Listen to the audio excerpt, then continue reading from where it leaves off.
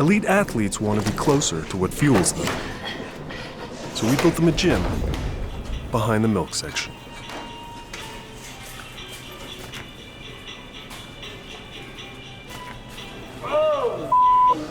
What's going on here? Oh, they're training. What? In the milk section? What is happening? What you guys are doing here? I've always had milk in my fridge, but I've never really trained in a fridge surrounded by milk. I feel like I've been able to level up my training and do things that others haven't.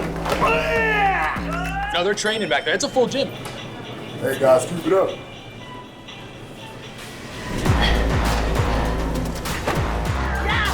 Being close and nearby milk, it's how I hydrate, it's how I recover. It's important to be at arm's reach.